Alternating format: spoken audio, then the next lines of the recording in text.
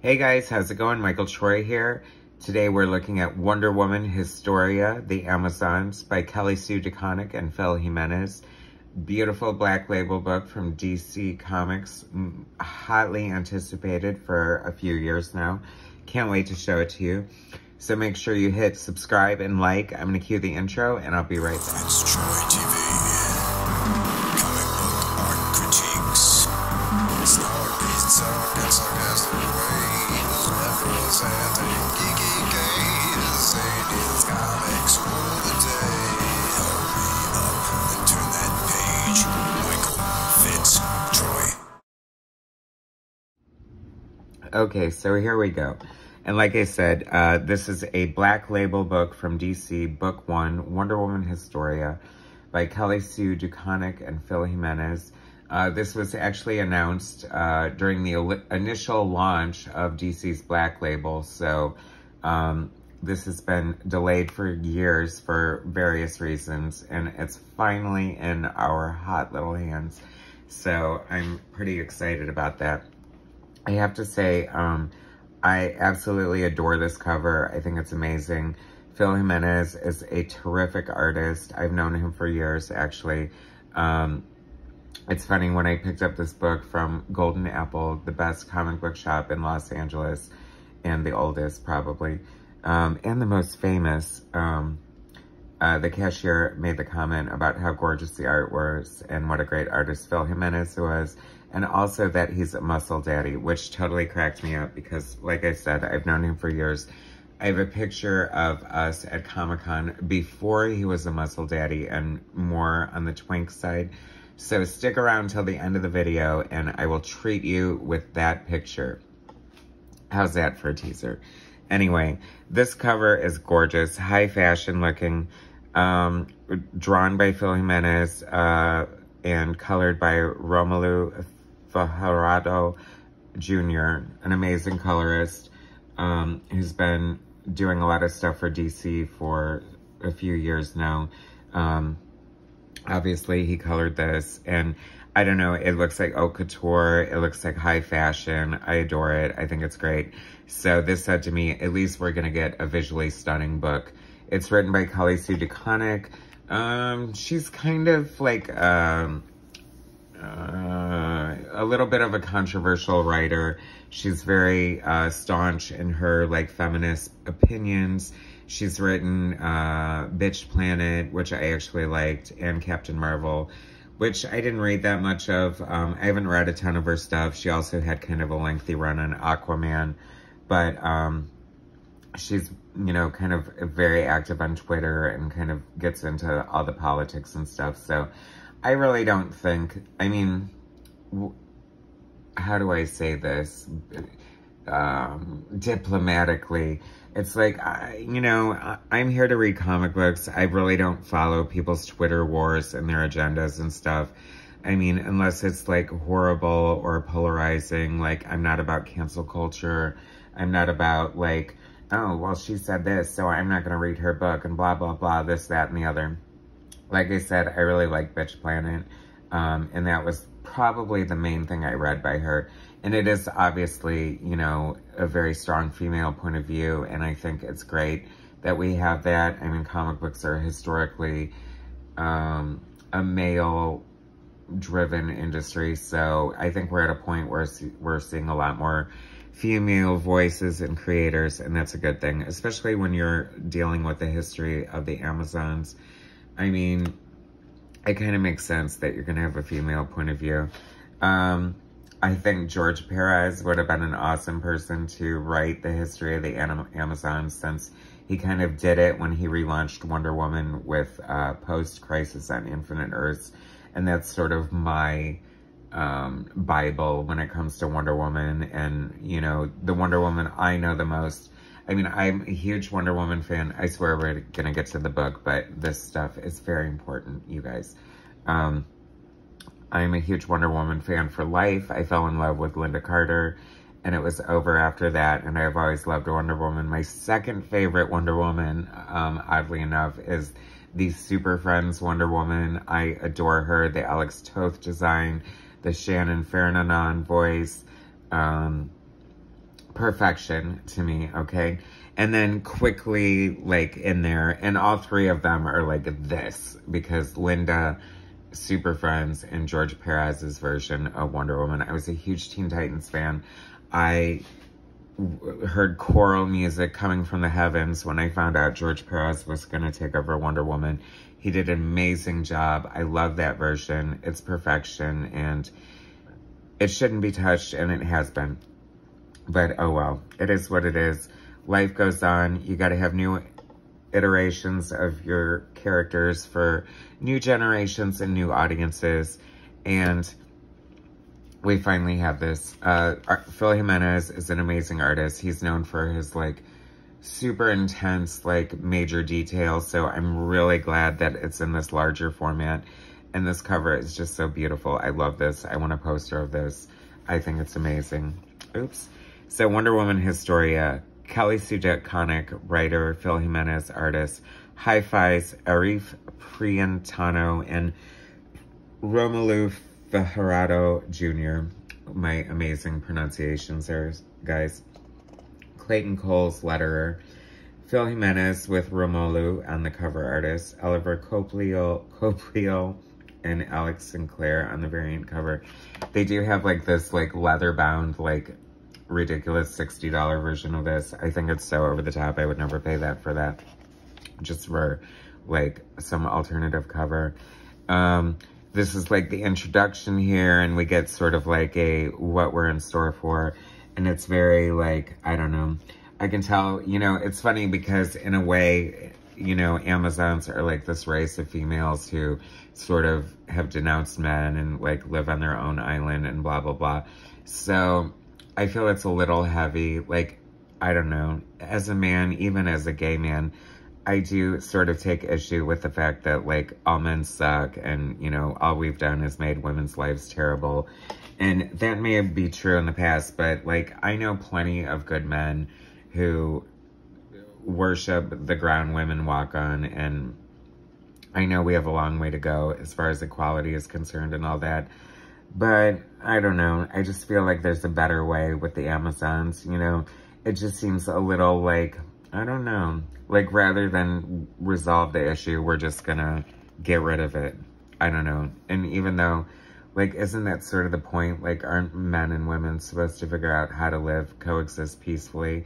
I mean, we've done it terribly up until now, but I hope it's getting better. I really do.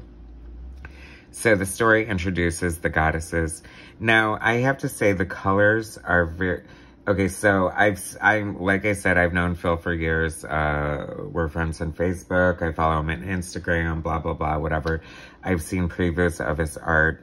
His art is so dense and lush with detail. Like, he's really, like, outdone himself.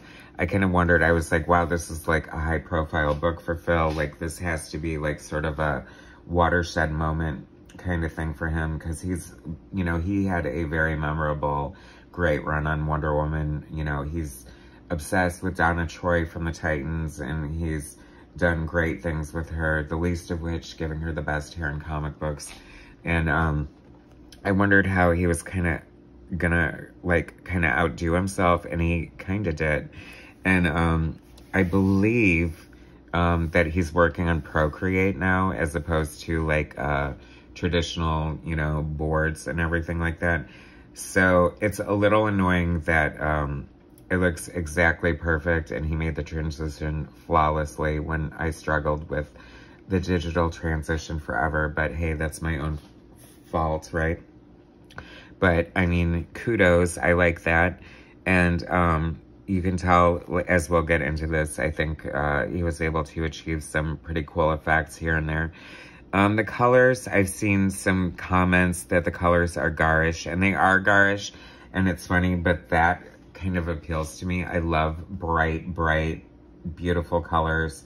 I use them myself in my own art. My own art has been called garish, been called, like, reading candy.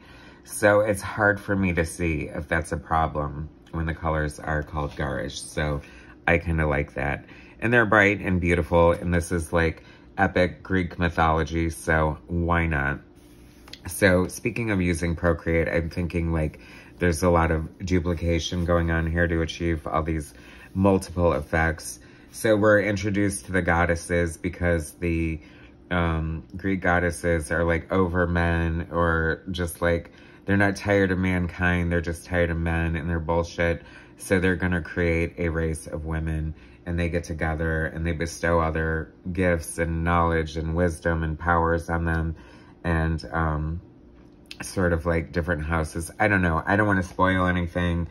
Honestly, it's pretty dense, and you got to pay attention. I have slight ADD, so, and when I say slight, I mean major. So sometimes, like, I'll be like 5 pages and I'll be like, oh, I didn't read the last 3 pages, and I have to go back. So, but that's my problem, not yours. Anyway, the art is amazing, but sometimes I think, like, you can have too much detail and too much, like, effects or whatever. Like, this looks kind of cool, but it also looks a little messy, like, kind of hard to figure out, like, what the hell's going on. Like, Hestia, if you walked into the room, I would not recognize you. Artemis, you know, these are very different takes. Demeter, Hecate, if I want to say it like the Mexican beer, Hecate, Aphrodite, love, beauty, pleasure, passion, goddess of appetites. I was a little annoyed when it said goddess of appetites, and then you've got like this full-figured person. So I'm just like, okay, I don't know. Like, is that just, I don't know. You know what I mean. Athena, nice neck, no neck. Just kidding.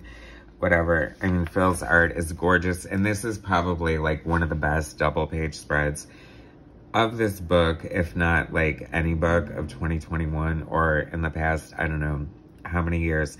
But this is absolutely gorgeous. And I just can't even imagine how the colorists approach this and just achieve so much greatness. I love like the peacocks, and like there's just so many great, like, I feel like even if you didn't read the book, you could just stare at the art for hours and hours and hours. But the story is engaging. Where is it? Oh, okay. This was the only thing that bothered me about the writing, and I'll just get it out of the way. I thought this was going to set the tone for the whole bitch, or the whole book. Sorry, that was a Freudian slip. Hera sees with 1,000 eyes. She is your queen bitch, your sin eater.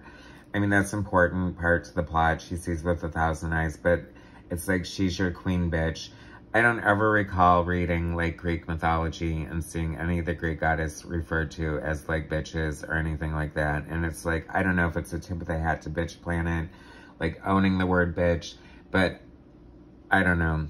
I mean, I call my gay guy friends bitches, but I don't call women bitches unless that's how they roll and we are cool with that. But I just thought it was a little weird and sort of took me out of the story. And I'm glad it's not like repeated throughout the entire book. So there's that. But it is like kind of a cool story. Like they're using these pots, which were like clay pots were used in ancient times to obviously hold water and other things like that, oils and stuff, all kinds of things I would imagine. But they also were beautifully decorated and oftentimes told stories. So we're sort of getting a story here. And, you know, it's a little heavy-handed with the feminist agenda. It's like degradation, chatterly, exclusion, entitlement. That seems like such a buzzword from the past, like, 10 years. So, occlusion, suppression, humiliation, subjugation, assault, murder. You know, we're telling a story, the history. This is just craziness here. This double-page spread of all these pots. Like, this is kind of mind-boggling in a way, but very cool. Like, Garish Arnott, like, hi-fi team duo here, did, like, pretty beautiful work. And, like, if nothing else, like, Phil, clean off your shelf for that Eisner that's coming for best art, hopefully. I was so annoyed by this, you guys. This, double page spread. Like, this is such a beautiful picture. I've seen the image online and it's totally cut, like, by this, you know, the binding, and it just super irritated me.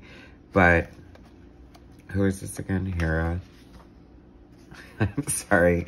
Like I said, it's either Athena or Hera. I think it's Hera. Anyway, all these birds and peacocks and columns and like Greek architecture. And like, I love her costume with all these birds just sort of like layered and creating this effect. It is so cool, you guys. This is a freaking gorgeous book, and you need to get it just for the art alone. So I think it's 3 parts. Nicola Scott, an amazing Wonder Woman artist. She's done, you know, other books as well.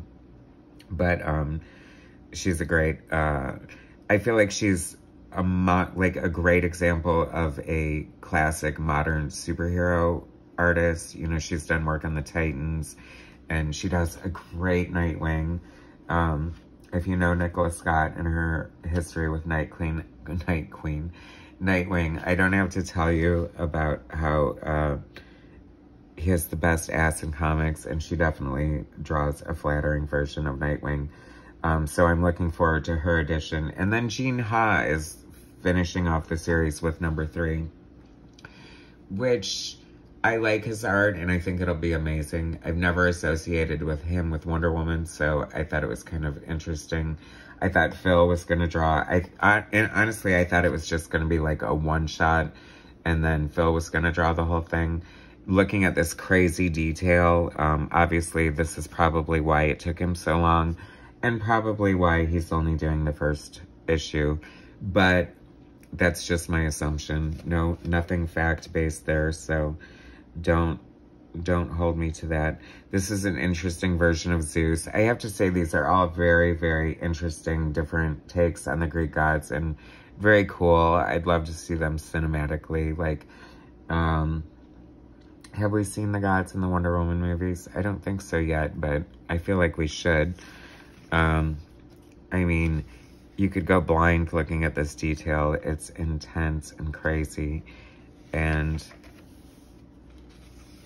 just beautiful all over the place. I love it. Pretty gorgeous. I mean, look at this. So, I mean, that is just nutty. All that beautiful detail. Phil Jimenez, you crazy bastard. Look at that. That's a beautiful face right there. I love that. Sometimes I take a little issue with Phil's art because I think that he doesn't know when to quit. And sometimes you get like all these egregious lines on everyone's face. But as much dense, intense detail as there is here, I think it's all pretty gorgeous and a very good balance and mix. This is sort of reminiscent of the Well of Souls from George Perez's run, The Souls of the Amazons. They were all wronged by violence from men, and I don't know. You know, it's funny. I'm, as a lifelong Wonder Woman fan and a celebrator and lover of women and a champion of women's rights and basically a feminist, it's like I do celebrate all those things, but I feel like there's a better way than taking, like, men are not bad as a general rule. I mean, we've done bad things, but don't crucify us for the rest of our lives or blame us all for the, I mean, we certainly shouldn't include gay men in this. Gay men rock when it comes to women. That's why we get along with women so well. Straight men, I want to give you a little bit of inside information here. The reason why straight women love gay men so much is because we know how to treat them. We care about their thoughts and their feelings. We make them look pretty. We like to dress them up. We give them compliments. And what can I say? You could learn a lot from that, don't you think? Very cool, like iridescent rainbow-looking snakes here. Love this effect. This is so cool. And that's where I'm thinking, like, maybe his Procreate chops are coming in effect, because you can just cut and paste all this crap rather than draw it like a million times. Once again, this binding is killing me, though. Like, I'm thinking I might have to read it online just so I'm not getting these folds and interrupting the art. But there is so much going on here. It is just crazy and beautiful at the same time. I love this. This is so great. There are just certain panels that really stand out to me as, like, masterpieces of art.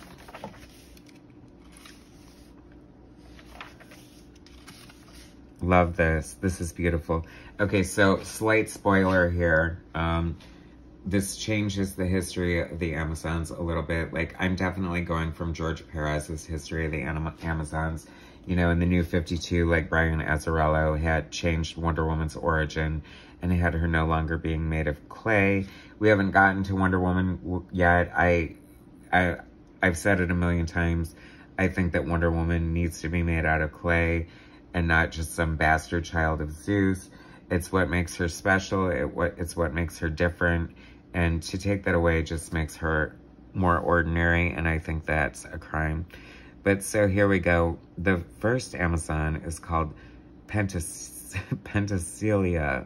and that's where we get penicillin from. She is joined by others, Lo or Io. Maybe it's Lo, I don't know, but I like the design on that. Love the design on that. The design work is just over the top and amazing. I love that Helene is like a little person. So maybe these are like, you know, just Amazon versions of the dead souls that they were born from. This is so regal and gorgeous. It's like Alphonse Mucha on crack. Antiope. How do you say that again? That doesn't look like Robin Wright at all, does it? But this is one of my favorite designs. I love this so much. She is such a badass. That looks so cool. And Amazons absolutely should be badasses. It's kind of weird because as they're all sort of like headed by the different goddesses, so they sort of have their own like factions within the Amazons, which gave me pause just a little bit because I feel like, you know, it's sort of like, aren't the Amazons like created because they've been ostracized by men? So it's like you're creating your own subdivisions of Amazon. Shouldn't they all be the same? I don't know. We'll see how it plays out. But if they have sort of like a caste system or a class system within their own Amazonian heritage, that would be a little annoying to me. But, oh my God, are you dying and gagging over all this detail? I mean, this is insane. Beyond insane. It's just gorgeous.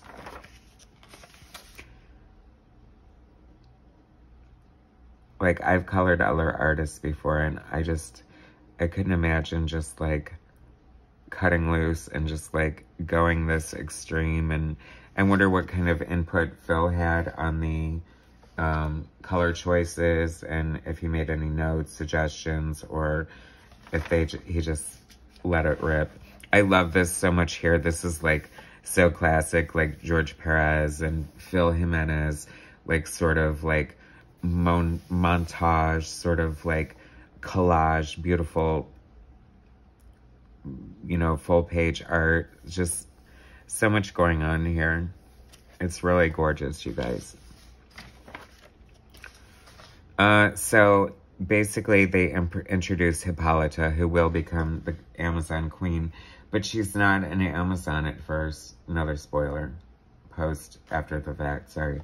But, and then she becomes one. And in Perez's version, she is like the first Amazon, and I kind of like that better, because who has to titty or whatever the hell her name was, who cares, right? Never heard of her. I have a bigger tie to, Hippolyta. And I feel like, you know, Phil Jimenez is a disciple of Perez, so he definitely keeps her looking how she should look. And then she helps deliver this baby, and it's another girl, and they wanted a boy. So she's got to put her in this basket and send her down the river. I feel like we've heard that story before. And then leave it to the fate of the gods. And then that sort of ties into her story and her karma and her whole shebang. But we don't know that yet. And she goes on this journey. She's running through a forest. It's crazy. It's beautiful. It's amazing. It's so funny. There's, like, here she is really tiny running across this big landscape because she goes on this huge journey. But there's an arrow pointing her out. I don't know why that reminded me of, like, something Neil Adams would do for some reason. But eventually she just keeps running and running, looking for this baby that's obviously succumbed, or has it. We don't know for sure.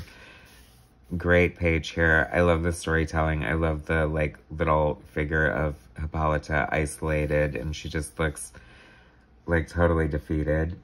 And then she gets discovered by these men, who of course bind her wrists immediately. I wonder if that ties into the whole... I'm so curious to see where this goes. You know, oop, there's a decapitated head. I mean, there's a lot going on here. But I have to say, look at, like, I read it yesterday and I was kind of like, oh, like, I needed to take a breath after I read it, because I was just like, what the hell just happened here? Like, there's so much. It's so crazy. But I'm kind of excited to see where it goes. I think that, you know, I was kind of on the fence. Even though I did, you know, like what I've read from Kelly Sue DeConnick, and I knew the art would be breathtaking. I just wasn't sure how much I would like this story or not. And this is so cool. What a great splash page here. Like, she's on this horse looking totally fierce. She's got a rope. Could that be a precursor to the golden lasso? We don't know. All these skulls, and this horse has like a skull over its face. Like, I don't think I've ever seen anything like that before. And it is so cool and creepy and dark for Phil Jimenez. So I love that. And here's some great sketches and notes, and I just love that because I always love the behind the scenes. And so basically, you guys, this has been Wonder Woman Historia, Book 2, coming in spring of 2022. So we've got to wait yet again. Like, we waited 3 years easily for this book after it was announced. So, oh well, what's another 3 months, right? Anyway, keep to the darkness, Hera whispers, for the light will be your undoing. Dun dun dun. $7.99. It's big and gorgeous. I love this black label format. Such a great way to showcase the art, especially when you're talking about someone like Phil Jimenez. Thanks so much for watching. As promised, I will show a picture of Muscle Daddy Phil Jimenez, immediately followed by the picture of me and him at San Diego Comic-Con from, I don't know, between 2005 and 2008 or something like that. And you will see his pre-Muscle Daddy physique, and my pre-Muscle Daddy physique, because I have yet to develop one. Anyway, thanks so much for watching. Please subscribe to my channel, hit like, share my content, and I'll bring you some more soon. All right, thanks, guys.